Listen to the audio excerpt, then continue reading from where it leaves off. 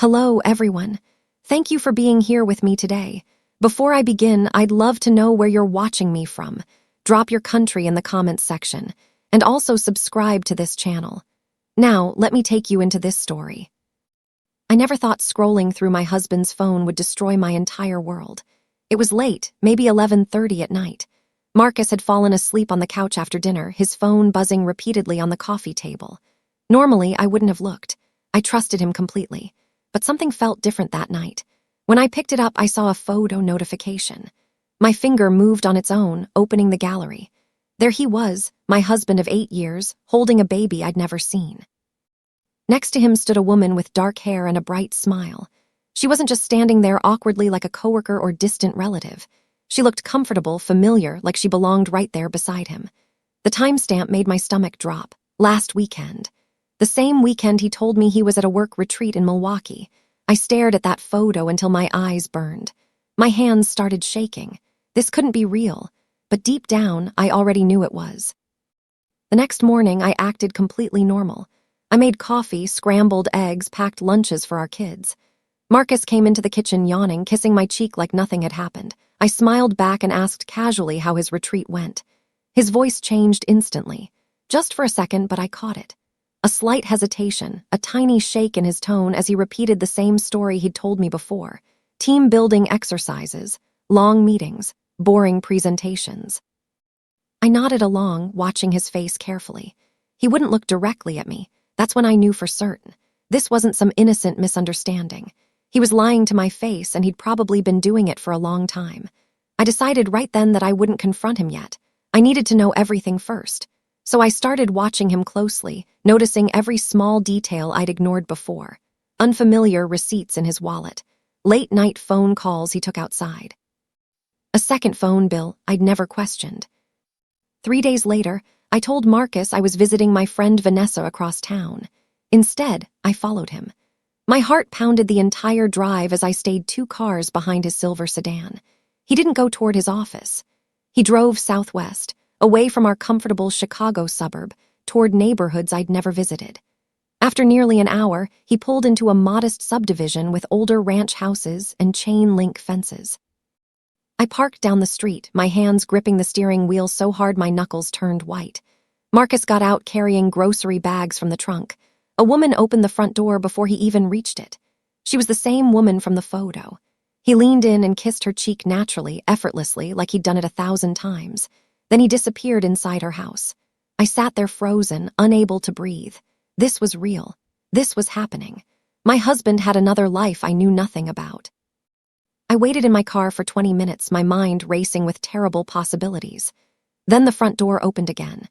2 children ran outside, a boy and a girl, maybe 5 and 3 years old. They ran straight to Marcus, jumping into his arms, their small voices shouting with pure joy, "Daddy's home." I heard it clearly even through my closed windows.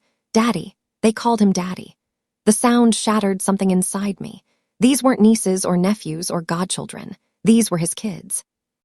Children he came home to, played with, tucked into bed. Children who knew him as their father while my own kids, Tyler and Sophia, only saw him on weekends because he was always working late. My vision blurred with tears, but I grabbed my phone and started recording everything. Him pushing the little girl on a swing. Him carrying the boy on his shoulders. Every second of video felt like a knife twisting deeper. But I needed proof. I needed evidence of this nightmare. I drove home in complete silence, my mind numb and my body moving on autopilot. When I walked through our front door, everything looked exactly the same. Same furniture, same family photos on the walls, same life I thought we were building together. But it was all a lie. I locked myself in the bathroom and finally let myself break. I cried so hard I thought I might throw up. My chest ached like someone had reached inside and crushed my heart with their bare hands. How long had this been going on? How many times had he looked me in the eyes and lied? How many moments with our children had he missed because he was with them instead? The questions wouldn't stop coming, but underneath all that pain, something else started growing. A cold, hard resolve. Marcus thought he could juggle 2 families, 2 lives, 2 versions of himself. He thought I'd never find out. He was wrong. I wouldn't scream or beg or fall apart. I would be smart. I would be strategic. And I would make sure he lost everything. That night, I made a decision. No dramatic confrontations. No emotional outbursts that would put him on guard. Instead, I would gather every piece of evidence I could find. I started keeping detailed notes on my laptop, hidden in a password-protected folder. Every suspicious behavior, every lie, every timeline inconsistency. I went through old credit card statements and found charges from restaurants I'd never been to, hotels in towns he'd supposedly never visited, purchases for children's toys when our kids were too old for them. I printed everything, organized it chronologically, and stored it in a locked box at Vanessa's house. Marcus had been careful, but not careful enough. He'd left breadcrumbs everywhere, probably because he never imagined I'd actually go looking. As I worked late into the night, gathering evidence while he slept peacefully beside me, I whispered to myself in the darkness. If he wanted to play games, I would play too. But I would play to win. And when I was done, he'd understand exactly what he'd lost. The next week, I noticed something strange while checking our joint bank account. There were recurring automatic withdrawals I'd never authorized. $200 every week, transferred to an account I didn't recognize. I called the bank pretending to verify the transaction. The representative explained it was going to a secondary checking account under Marcus's name only, linked to a post office box I'd never heard of. My stomach turned. He'd been funneling our money I'd helped earn, into a secret account. How much had he taken over the years? I requested copies of all our financial records going back 5 years. When they arrived, I spent an entire afternoon going through every page. The amounts were staggering. Nearly $40,000 had disappeared into that hidden account, money that should have gone toward our kids' college funds. Our retirement, our future. Instead, he'd used it to build a completely separate life. I made copies of everything and added them to my growing collection of evidence. I needed professional help, but I couldn't risk anyone knowing yet. So I drove to a law office in a different town, giving a fake name and paying cash for a consultation. I told the attorney I was asking for a friend. She didn't believe me, I could tell, but she answered my questions anyway. She explained Illinois marital property laws, how hidden assets could be discovered and divided, how infidelity affected custody arrangements. She told me that with the kind of evidence I'd described, my friend would have significant leverage in divorce proceedings. The attorney's words felt heavy but empowering. Knowledge was power, and I was collecting both. Before I left, she handed me her card and said quietly that when my friend was ready, she should come back under her real name. I tucked the card into my wallet and thanked her. On the drive home, I started forming a real plan.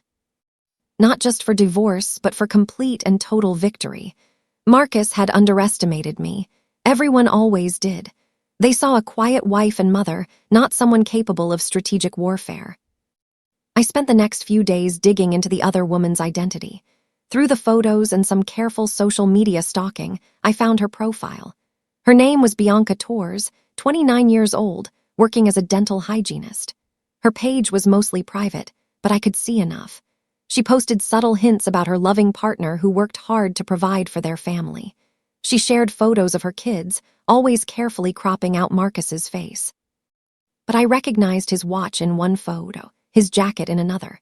I studied her timeline obsessively, matching her posts with Marcus's supposed business trips and late work nights. Everything aligned perfectly.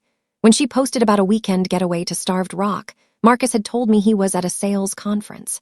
When she celebrated her son's 4th birthday, Marcus had supposedly been visiting his sick college roommate. The overlaps were undeniable. These weren't random coincidences. He'd been living this double life for years, methodically splitting his time between 2 families while lying constantly to both of us. Then I discovered something that made everything so much worse. While searching property records online, I found a house registered to both Marcus Bailey and Bianca Torres.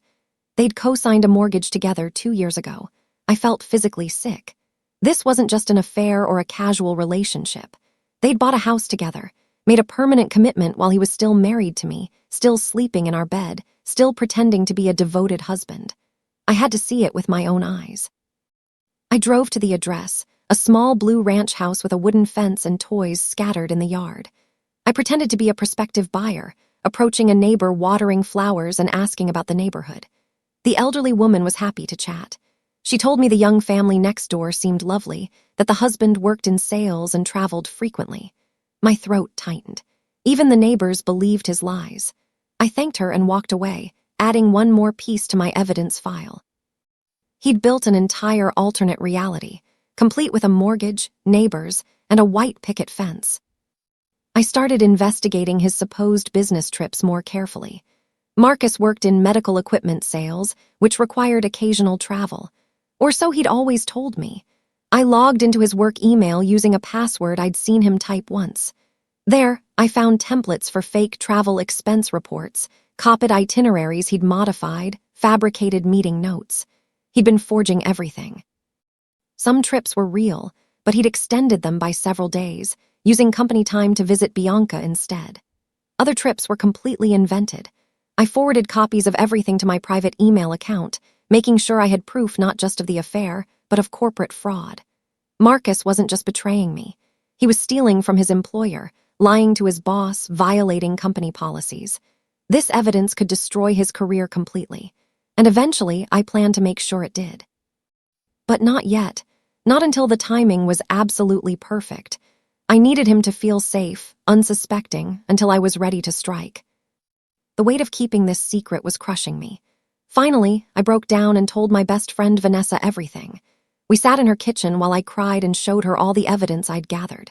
She listened quietly, her face growing angrier with every detail.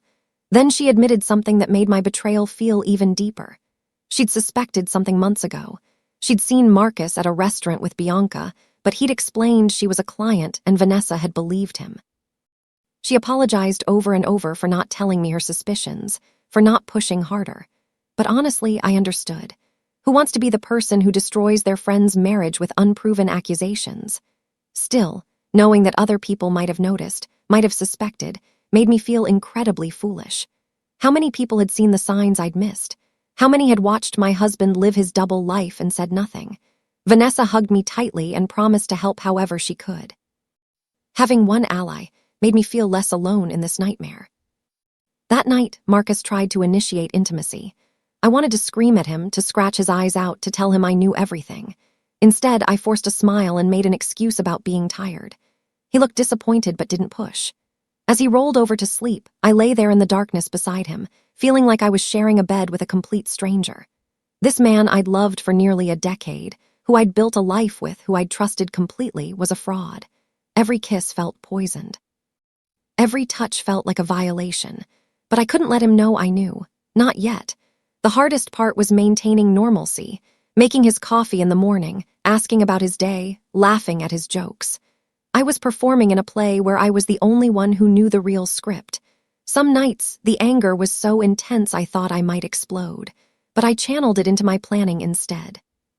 Every document I gathered, every note I took, every piece of evidence I secured was another weapon in my arsenal. Following my attorney's advice, I quietly moved half our savings into a separate account I opened at a different bank. I made sure it was legally defensible, done through proper channels. I also updated my will, ensuring that if anything happened to me, Tyler and Sophia would be protected, and Marcus would have no access to my assets. I changed passwords on accounts he didn't regularly monitor. I made copies of all our important documents, birth certificates, social security cards, insurance policies, and stored them at Vanessa's house. I was building my escape route methodically, creating financial independence brick by brick. Marcus didn't notice anything. Why would he? He was too busy managing his double life to pay attention to what I was doing. The irony wasn't lost on me. While he'd been hiding a second family, I'd been hiding my own plans. We were both living secret lives now, but mine would be the one that prevailed. I was preparing for war, and I refused to lose. Then Marcus made a critical mistake. He left his second phone at home, hidden in his gym bag but forgotten when he rushed out for an early morning meeting. I found it while looking for his earbuds to return them. The phone was unlocked. My hands trembled as I opened his messages. The conversation with Bianca was extensive, going back years. Love messages, photos of the kids, discussions about their bills and schedules. But one recent text made my blood run cold. It was from 3 days ago. Bianca had written, "The kids miss you. Are you coming this weekend? And baby is doing great. I had my 12-week appointment yesterday. Everything looks perfect. Baby, she was pregnant again. I felt like the floor had dropped out from under me. He was having another child with her, a third kid in his secret family, while I'd been begging him for years to consider having one more baby with me. He'd always said we couldn't afford it, that 2 kids were enough, that we needed to focus on our careers. All lies. I took screenshots of every single message, hundreds of them, backing them up to a cloud account he'd never access. Then I carefully placed his phone back exactly where I'd found it. Learning about the pregnancy changed something fundamental inside me. Whatever tiny part of me had hoped this could somehow be fixed, that maybe we could work through this, died completely. There was no coming back from this level of betrayal. He'd chosen her over me repeatedly, consciously, for years. He'd planned a future with her while pretending to build one with me. The anger I'd been carefully controlling turned into something colder and more dangerous. Pure, calculated determination. I wasn't just planning to leave him anymore. I was planning to dismantle everything he'd built through lies and deception. Every asset he thought was his. Every relationship he'd manipulated. Every comfortable illusion he'd maintained. I would tear it all down systematically, using the truth as my weapon. That weekend, I watched him play with Tyler and Sophia in the backyard, laughing and throwing a football. I wondered if he played the same way with those other children. Did he love them more? Did he feel guilty? Or had compartmentalization become so natural that he didn't feel anything at all anymore? While digging through his work email, I discovered something that would become my most powerful weapon. Marcus had been funneling company money into his personal accounts to maintain his double life. Small amounts at first, 500 here, 1,000 there, disguised as business expenses or client entertainment. But over 3 years, it added up to nearly $70,000. He'd been systematically defrauding his employer, stealing money to pay for Bianca's house, her bills, their children's expenses. I printed every fraudulent report, every fake receipt, every falsified reimbursement claim. Then I composed an anonymous email to his company's Human Resources Department and Compliance Office. I didn't send it yet. That would be my final card to play when the timing was right. But having it ready gave me an incredible sense of power. When I decided to destroy his career, I could do it with a single click. For now, I let him continue believing he was safe, that his careful lies were working perfectly. Marcus's birthday was coming up in 3 weeks. I decided that would be the perfect moment for everything to collapse. I started planning an elaborate surprise party, inviting both sides of the family, his coworkers, our closest friends. He suspected nothing. Why would he? I'd always made a big deal about his birthday. I rented a private room at his favorite restaurant, ordered his preferred menu, even arranged for a videographer to capture the celebration. I told everyone it would be a heartfelt tribute, that I'd prepared something special. They were all excited to participate. My parents, his parents, my brother and sister, his coworkers from the office. 40 people confirmed attendance. I created a video presentation on my laptop, starting with our wedding photos and family memories. Sweet moments with Tyler and Sophia, vacations we'd taken, holidays we'd celebrated. Then, carefully edited into the middle, I inserted the other photos. Marcus with Bianca, Marcus with those other children, screenshots of love messages, bank statements showing his secret accounts, property records showing the house they owned together. The video was devastating, undeniable proof of everything he'd been hiding. The night of the party arrived. Marcus looked genuinely happy, hugging relatives and shaking hands with friends. He had no idea what was coming. After dinner, I stood up and clinked my glass for attention. Everyone quieted down, smiling expectantly. I gave a short speech about marriage and trust, about how we think we know the people we love. Then I started the video. The first few minutes were normal, everyone oohing and aahing at baby pictures of our kids. Then the images changed. I watched Marcus's face drain of all color as photos of his secret family appeared on the screen. Gasps rippled through the room. His mother covered her mouth in shock. My father stood up angrily. The video continued relentlessly, showing message after message, document after document. When it finally ended, the room was completely silent. Marcus tried to speak, stammering something about explaining privately. I looked at him with ice in my voice and said, "There's nothing left to explain." Then I picked up my purse and walked out, leaving him standing there in ruins while 40 people stared at him with disgust and betrayal. The days following the party were chaotic. Marcus called and texted constantly, begging to talk, to explain, to fix things. I ignored everything. My attorney filed for divorce the next morning, armed with every piece of evidence I'd collected over the past months. The petition was brutal, detailing his adultery, financial deception, and fraud. Meanwhile, the anonymous email I'd prepared went to his company's compliance department. By that afternoon, Marcus had been fired. His employer launched an internal investigation, discovering not just the stolen money but the falsified reports and fabricated business trips. They threatened criminal charges if he didn't repay everything immediately. His accounts were frozen, his credit cards canceled, his professional reputation destroyed. Within 72 hours, the man who'd had everything had lost his job, his savings access, and any sympathy from our families. Both his parents and mine made clear they supported me completely. His father actually apologized to me, saying he was ashamed of his son. Marcus was completely isolated, drowning in consequences he'd spent years pretending would never come. Then Bianca discovered the truth. One of Marcus's co-workers who'd attended the birthday party had told her husband about what happened. Word spread quickly. When Bianca found out Marcus had been married the entire time they'd been together, that he'd lied to both of us, she absolutely lost it. She'd believed she was his partner, that I was an ex-wife he rarely talked about, that their relationship was legitimate. Learning she'd been the other woman, that he'd betrayed both of us simultaneously, shattered her world. She contacted my attorney with her own evidence, offering to testify about Marcus's lies and manipulation. Then she filed her own lawsuit against him for fraud and emotional distress, seeking damages for years of deception. She demanded he acknowledge paternity of all 3 children publicly and legally, hitting him with massive child support obligations. Marcus was being attacked from every direction, drowning in legal problems with no money or support to fight back.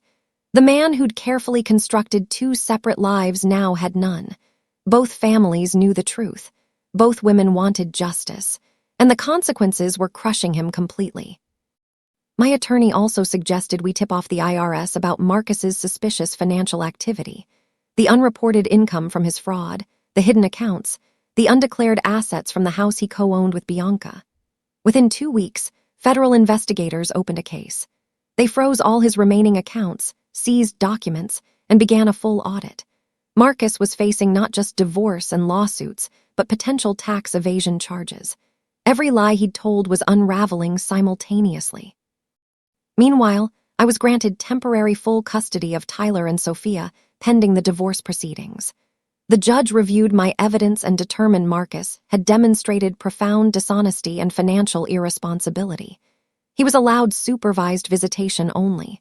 Watching him show up at my house, defeated and desperate, to spend court-mandated hours with our kids, gave me no pleasure. But it gave me peace. He was finally facing real consequences. And I was finally taking back control of my life and protecting my children. The divorce trial was swift and decisive. My attorney presented a mountain of evidence: bank statements, property records, messages, photos, testimony from Bianca about his years of lies. Marcus's attorney barely mounted a defense. What could he say? The facts were undeniable. The judge was clearly disgusted, making pointed comments about betrayal and deception. When the ruling came down, I got everything I'd fought for: full custody of Tyler and Sophia, our house, nearly all our financial assets, as compensation for his theft and misconduct. He was ordered to pay substantial child support and alimony. The judge also ordered him to sell the house he owned with Bianca, splitting any proceeds with me as marital property improperly acquired. Marcus left the courtroom pale and shaking. His attorney whispered something to him, probably about the criminal charges still pending. I walked out with my head high, flanked by my attorney and Vanessa. For the first time in months, I felt like I could breathe. The nightmare wasn't completely over, but justice was happening, and I was winning. Months passed. I slowly rebuilt my life into something I barely recognized but deeply loved. I got a promotion at work, something I'd put off for years while prioritizing Marcus's career and our family. I moved with Tyler and Sophia into a beautiful new apartment with huge windows and a view of the park. I started therapy, working through the trauma and betrayal. My kids struggled at first, confused about why Daddy didn't live with us anymore, hurt by his lies when they were old enough to understand pieces of the truth. But they adjusted. Children are resilient. Meanwhile, Marcus's life continued its downward spiral. He lived in a cramped studio apartment, working a low-paying job after his medical equipment career imploded. He was paying child support to both me and Bianca. The IRS had hit him with massive fines and penalties. He'd declared bankruptcy. Everything he'd worked for, everything he'd stolen and lied for was gone, completely. And I felt no guilt about it. He'd made his choices. Now he was living with the consequences. On a quiet Sunday morning, I sat on my balcony with a cup of coffee, watching the sunrise paint the sky in shades of pink and gold. Tyler and Sophia were still sleeping. The apartment was peaceful. I thought about everything that had happened. The betrayal, the pain, the anger, the long months of planning and fighting. Part of me wished none of it had been necessary, but most of me felt profound gratitude, not for what Marcus had done, but for what I'd discovered about myself. I was stronger than I'd ever imagined, smart enough to outmaneuver someone who'd underestimated me, brave enough to blow up my entire life and rebuild something better.